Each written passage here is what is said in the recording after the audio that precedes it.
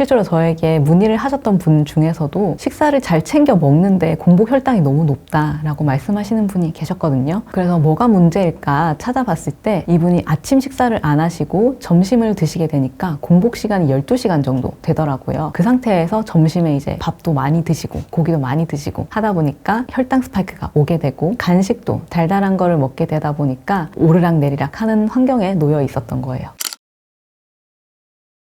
보통 이제 다른 질병들, 암이나 다른 병들 같은 경우는 치료제가 명확하게 있고 예후만 관리해주면 되는 질병들이 많은데, 당뇨 같은 경우는 인슐린이라는 호르몬이 계속해서 나와야 되는, 당뇨라는 거는 우리가 생활병이라고도 하거든요. 계속해서 관리를 해줘야 하기 때문에 이 부분에서 스트레스를 많이 받는 분들도 많아요. 그래서 오랫동안 당뇨를 앓는 분들은 당뇨는 내 친구다 라고도 이야기를 많이들 하세요. 보통은 건강검진을 받을 때 공복 혈당이 높으시네요 라고 이야기를 들어서 병원을 갔더니 당뇨입니다 진단을 받는 경우가 많으시고요. 가족력이 있으신 분들, 저 같은 경우에도 어머님께서 당뇨가 있다 보니까 내가 당뇨 위험군이지 않을까 라는 생각 때문에 병원에 갈 때 한 번씩 혈당 체크를 하거든요. 그러다가 우연히 당뇨가 있는 것 같아요 라고 얘기를 들으면서 당뇨 진단을 받게 되는 경우도 있어요.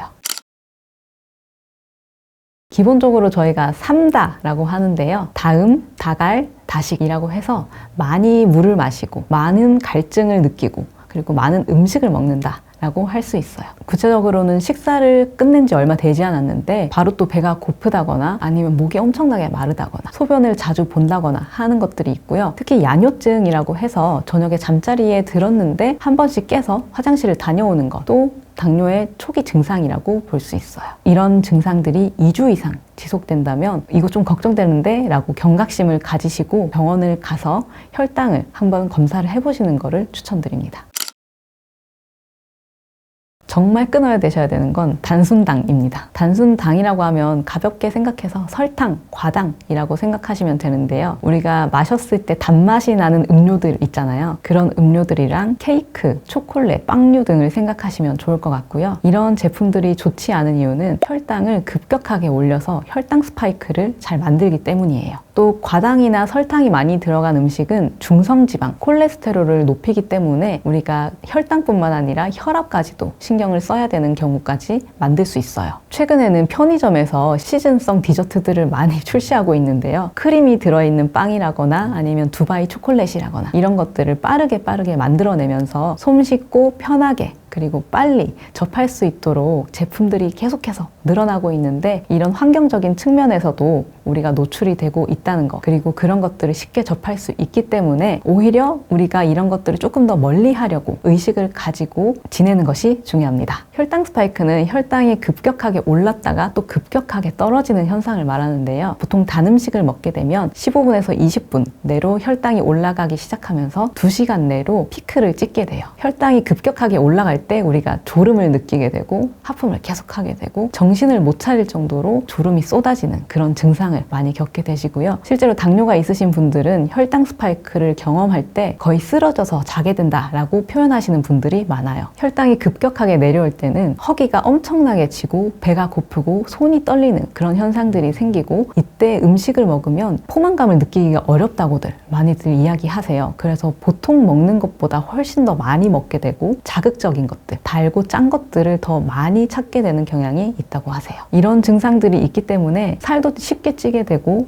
당뇨에 걸릴 위험도 높아지고, 당뇨뿐만 아니라 고혈압 같은 만성질환에 걸릴 위험도 높아지기 때문에 혈당 스파이크는 미리 알고 예방하시는 게 가장 좋습니다. 혈당 스파이크를 일으키는 주 원인이 탄수화물이기 때문에 탄수화물량을 줄이시고 식사를 하실 때 채소, 단백질, 탄수화물 순서로 드시면은 혈당 스파이크를 막는 데 많은 도움이 되실 것 같아요. 일단 당뇨 환자분들은 불규칙한 식습관을 가진 경우가 굉장히 많으세요. 아침을 안 드시고 점심을 많이 드시고, 점심을 드시고 나서 이제 혈당 스파이크가 오니까 달달한 간식 드시고, 그 다음에 집에 갈 때쯤 또 배가 엄청 고프니까 저녁도 폭식하시고 이러는 경우가 되게 많으세요.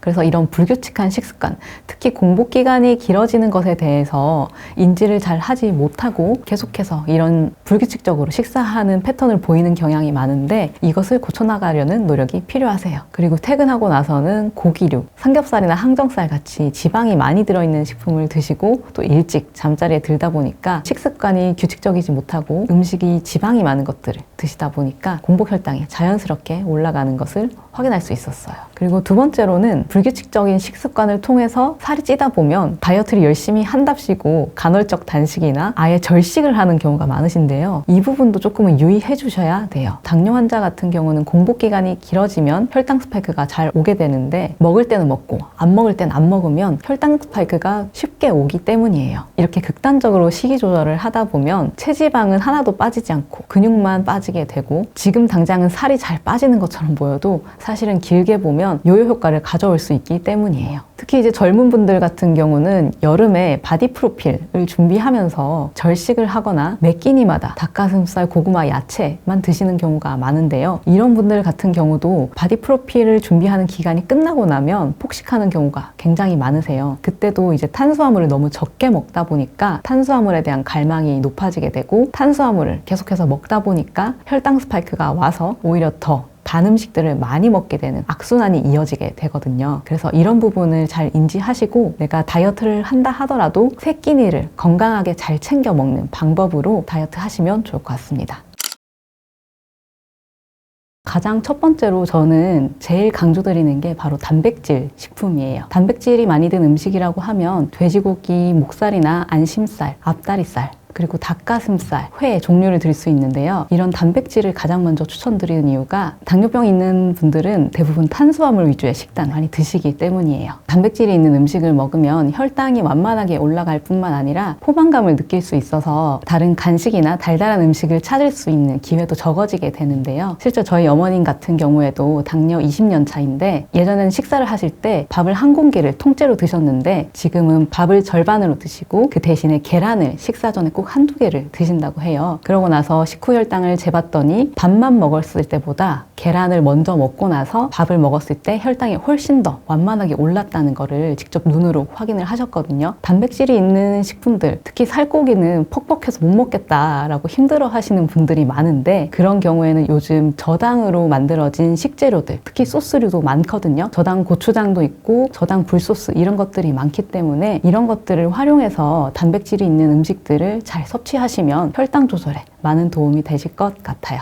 고구마가 당뇨에 좋은 이유는 식이섬유가 많기 때문이에요. 식이섬유가 많으면 소화가 되는 속도가 천천히 느려지게 되는데 이렇게 되면 혈당이 천천히 올라가고 포만감을 느낄 수 있는 기회가 많아지기 때문이에요. 또 고구마에 들어있는 베타카로틴이라는 성분은 염증을 줄여주는 역할을 하는데요. 당뇨가 있는 분들은 혈당이 높기 때문에 이 높은 혈당으로 인해서 혈관이 손상되어 있는 경우가 많아요. 그런 경우에 이 베타카로틴이라는 성분이 들어가게 되면 혈관의 손상을 조금은 치유해 줄 수 있기 때문에 당뇨에 고구마가 좋다라고 말씀을 드렸습니다. 고구마도 다양한 종류가 있지만 밤 고구마가 가장 혈당을 적게 올리기 때문에 저는 호박 고구마, 당근 고구마 이런 것들보다는 밤 고구마를 추천드립니다. 당뇨가 있으신 분들이 항상 걱정하시는 게 저혈당이 올까봐, 저혈당이 오면 어떻게 해야 되죠? 라는 것들이거든요. 실제로 제가 당뇨로 고생하시는 분들을 한 달 동안 직접 식습관을 피드백 해드리는 일을 했었는데 그때 이제 많은 분들이 당뇨가 고혈당은 괜찮은데 저혈당이 왔을 때 어떻게 해야 될지 모르겠어요. 고민하시는 분들이 굉장히 많았어요. 그래서 저혈당이 오셨을 때 당황하지 마시고 집에 싱크대, 주방에 있는 음식들 중에 꿀이라는 게 있을 테니까 그 꿀을 한 스푼 떠서 물에 녹여서 재빠르게 드시면 좋다라는 이야기를 드리고 싶었어요.